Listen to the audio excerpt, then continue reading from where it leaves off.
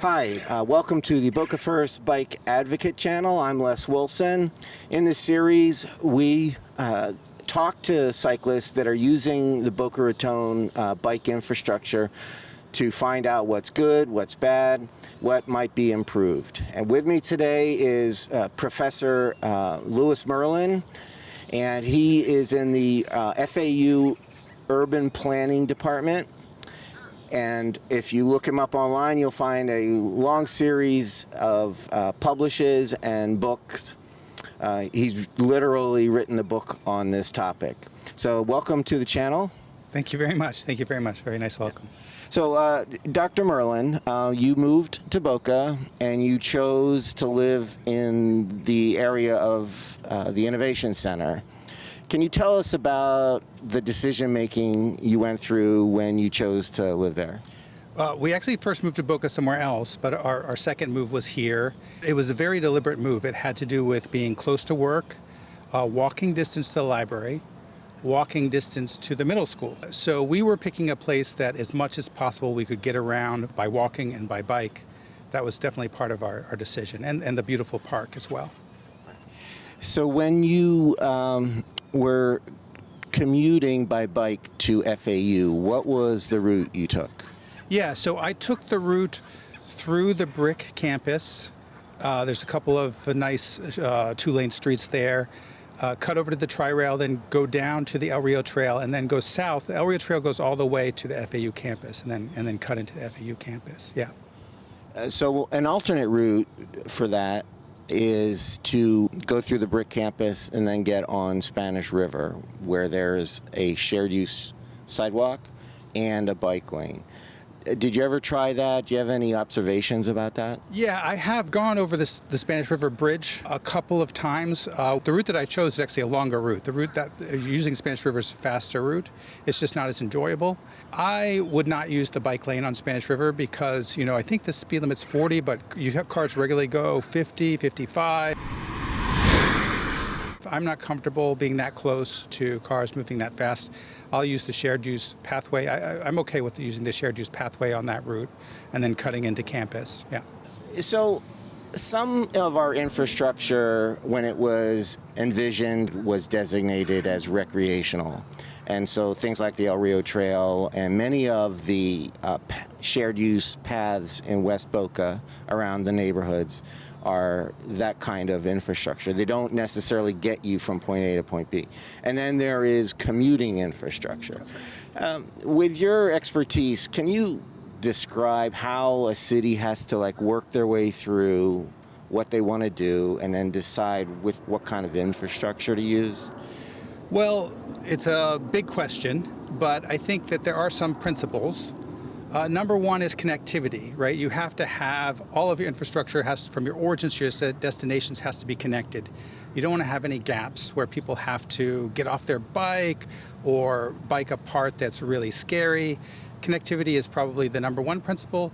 The other principle is what we call level of traffic stress.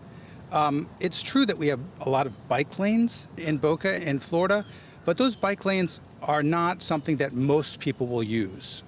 There are hardened bicyclists who are, athletes and very comfortable. They'll bike anywhere. That's a very small percent of the population, less than 5% of the population. If we want to build bike infrastructure that regular people will use, by which I mean people like me, it has to have a low level of traffic stress. It has to not essentially be frightening to use. And most of our bike infrastructure, unfortunately, doesn't match that requirement.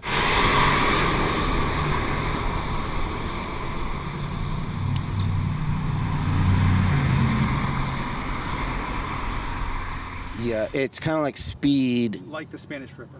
Speed really impacts that comfort. And then if there's any kind of protection or not. Exactly. Right. So on-road infrastructure tends to be the least comfortable once it's above a certain speed. Yeah, not the speed limit, but the actual speed is 30 miles per hour or below. Then you can usually have a bike lane there and it can be okay. But if the speed is more than 30 miles per hour, most people will not be comfortable. And if you want it to be universal, which means you want it to be inviting for children and for seniors, it has to be even a lower level of stress than that. And is that where the protected bike lane comes into the conversation? Protected bike lane, or just take the bike infrastructure off the roadway entirely.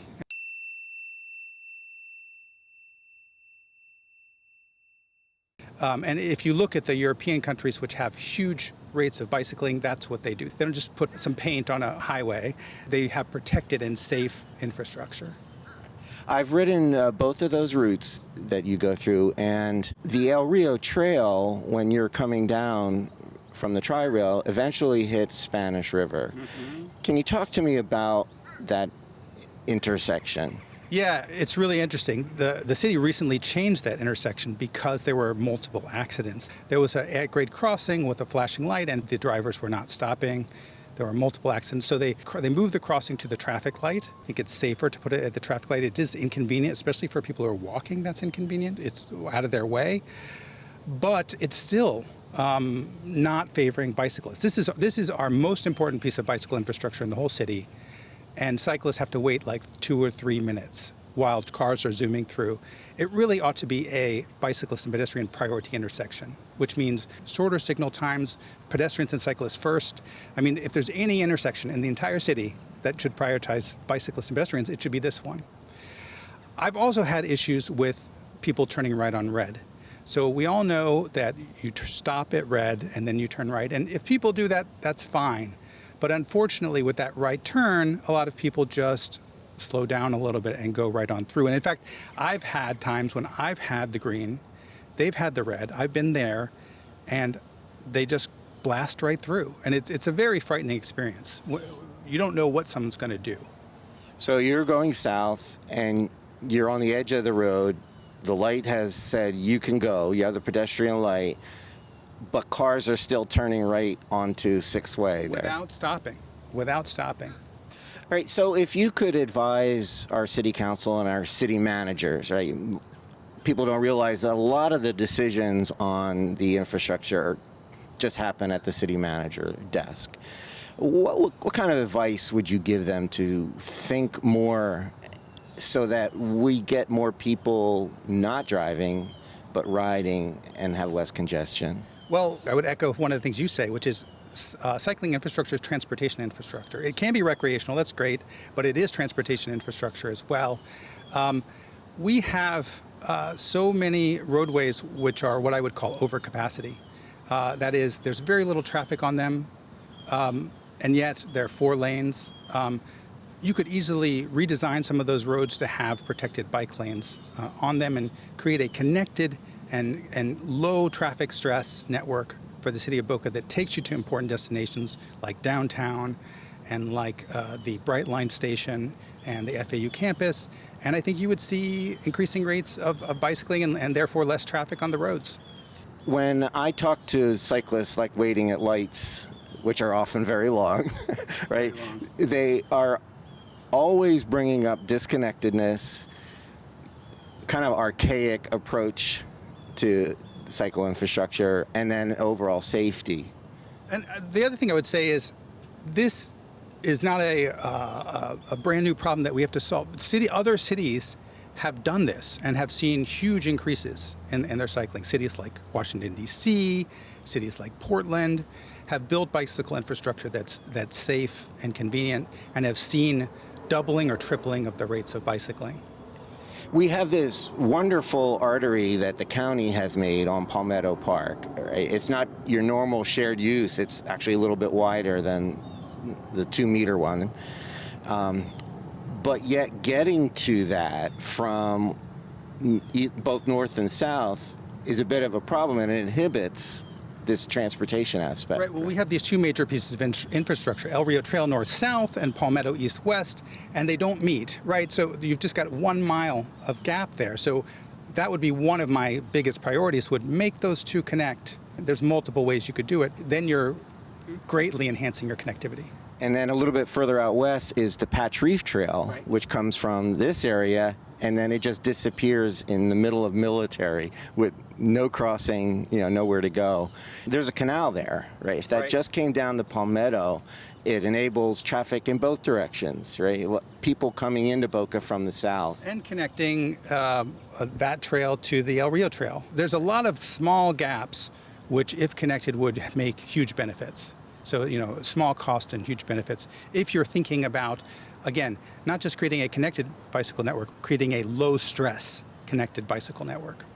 Right. Another area that seems to be getting some focus is the ability to bike and walk to schools. Yes. And that whole health aspect for families and everything. Can you talk about the view of that from the urban planning perspective? How do you enable that? How do you get a city to convert over to it? It baffles me, both on the city side and the school side, the lack of attention to this issue. When we told the school, Don Estridge School, that our son would be walking, or we actually said he was going to be biking to school, they said, oh, no one bikes to school. There's no biking infrastructure. In fact, there was a bike rack, which we found independently. But this idea that everyone has to be in their own car, I mean, so much of the traffic we have is everyone being in their own car, picking up their own kid, which is really not necessary. We want to promote biking and walking to school. It's good for kids' health. We want to promote the school bus. This is traffic that's totally optional. This is not necessary traffic, right? And I know some parents may have activities after school they need to bring their kids to, but I would like to see a lot more parents using the bus or using carpools.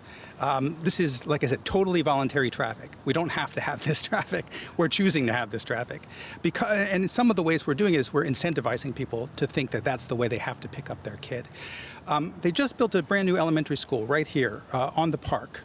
There's a walking, biking path around the lake. They did not provide any access from the lake to the school. If I had an elementary school kid, I would want my kid to bike to school through the park to the school.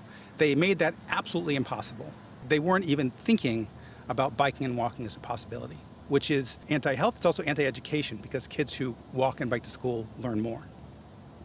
That's very interesting. I noticed that in this neighborhood where you are now, you have access very quickly to your basic stuff for food and health and restaurants, right. And all very close. So many neighborhoods are surrounded by a canal, and there's like a gate that they have to come out of to get someplace. Right. One of the things that they have done that's excellent, El Rio Trail goes underneath Yamato, so that avoids one of the big conflict points. The trail around the park goes underneath Spanish River. It's interesting. If you come here in the afternoon, all of the kids will be walking from the middle school to the library. They can go without crossing the street. They can go underneath Spanish River. And therefore, there's no risk and there's no fear about having to deal with a car. You come here in the afternoon, see the kids getting out of school, you'll see 100 kids walking to the library. If we made more of those connections, of course, we would have more people walking and biking. It seems like low-hanging fruit, where the middle school is already accessible to the trails around the Spanish River, Yep. right? And therefore all the way to the library. Yeah, there's one of the reasons we chose to live here is because of all the trails, right? For walking, for biking, for health, for transportation. Yeah. Well, thank you, Dr. Merlin. It's been wonderful talking to you. Thanks for advocating for biking in Boca. Yeah, I'm happy to. We have so much good infrastructure, we just need to go a little bit further.